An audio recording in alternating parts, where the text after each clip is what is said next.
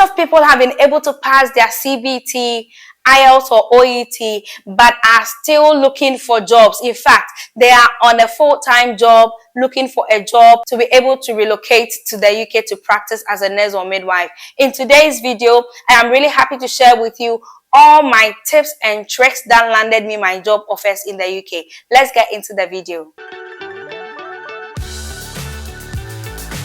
Hi guys, welcome to my channel. My name is Midwife Jamie. On my channel, I talk about life in the UK, midwifery practice in the UK, and I share my experience as an immigrant living in the UK as well. If any of these topics interest you, please subscribe and hit the like button. To my returning lovely subscribers, I want to say thank you so much. I appreciate every support you are giving me. Thank you. When I started my relocation process, it was really hard finding information about midwives. Having sailed through the process successfully, I'm really happy to share with you all that I did right to be able to get me here. If you are looking for sponsorship jobs as an overseas trained nurse or midwife, then there are sites that you literally need to sleep there to be able to see the job adverts and then you apply for them. The first one I'm going to talk about is Health Jobs UK. The next one is Nursing Net. The third one is nhsjobs.com. The fourth is NHS Trust website. So for example, if you are looking for a job with Bedford NHS Trust, you literally need to go online and type Bedford NHS Trust and you'll be able to see if they have job vacancies there for you to apply to. You can also register with NHS professionals. You will be able to find adverts on Indeed and LinkedIn as well. There are many other sites, but these are the few ones I want to mention to help your search. When you have visited these websites that I have given, you should be searching for a Band 5 or Band 6 nurse or midwife. A Band 5 midwife or nurse is a starting band for the practice in the UK. So because you are now relocating to the UK to start the practice, you qualify to apply for a Band 5 nurse or midwife. The next job title you should be searching for is preceptorship nurse or midwife. So preceptorship is a program that has been designed to help you build your competencies across all the units. So back home, it will be like rotation. So you would visit the maternity and have your weeks of preceptorship there. You move to another place and then you have your weeks of preceptorship until you have been able to build all your competencies. So starting a new job in this country, you qualify to apply as a preceptorship nurse or midwife. You should also be looking for internationally educated nurse or midwife. Obviously, that kind of explains itself. So if you are trained outside the UK, you qualify to apply as an internationally educated nurse or midwife. You should also look out for clinical fellowship midwife or nurse.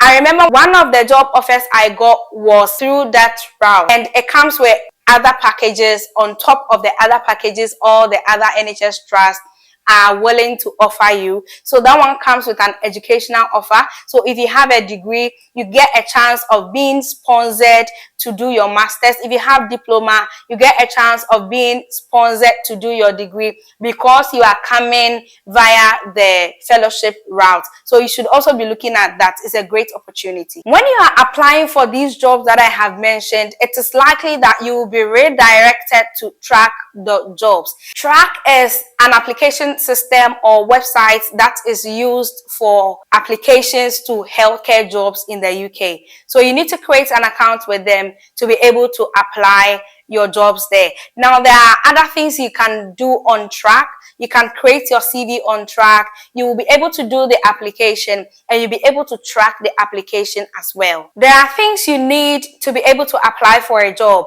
The first one I'm going to talk about is an updated CV. Make sure that your CV is well organized and you are not leaving any vital information out. The next one you would need is a good supporting information. Don't ever forget to write that you have passed your CBT and IELTS in your supporting information. That's free advice. Make sure to follow up on your applications frequently. In fact, do it daily. I'm saying this because I missed my first interview appointment because I was not checking up on it. Can you imagine? I had been searching for jobs, but I made 45 applications on Track, and my first interview I missed that appointment. It was so sad. There is a way you can track your application. So you visit your emails regularly to see if you have received anything concerning a job application you have done. And on track, you'll be able to see the notifications you have received when you have opened the application. So attend to them as quick as possible. There's another way you'll be able to follow up on your applications on track jobs. If the job advert has expired, then you'll be able to do this one I'm going to tell you. So let's say that the job advert was put out for 20 days. The 20 days is up. Then you can use this. So when you go to about this job, you will find further details or informal contact. You will see the name, the job title, the email address or telephone numbers of somebody from the trust who is responsible for the application that was put out. You can email or call this person whose contact is there to find out how far with your applications. When are you going to hear from them? Find out from them. They are going to tell you if they are going to shortlist you or not. I remember I had to follow up in this manner on one of my applications before I received a midwifery shortlisting criteria. If I had not done that, I wouldn't have heard from them again. So the moment the advert has closed, kindly follow up in this manner. You would hear something good. Who knows? So direct application is when you have sent your application directly to the email of a human resource manager or a person in charge of recruitment of an NHS trust. This is how you go about your direct application. So you need to write a short, nice statement. I'm going to give you an example. My name is Ekia Jimfua, a midwife who has been trained internationally, and I have got this number of years experience. I've been working across the maternity, the antenatal clinic and all that. Just mention a few of the areas you have worked at, and then let them know that you have passed your IELTS and CBT and you are passionate to continue your profession in the UK with their renowned trust. Don't forget to state the exact position you are applying for. So like, I'm applying for a band 5 midwife in your trust, or a preceptorship midwife, or any of them that I have mentioned already. So once that is done, you need to attach few documents to make them know that you are willing and ready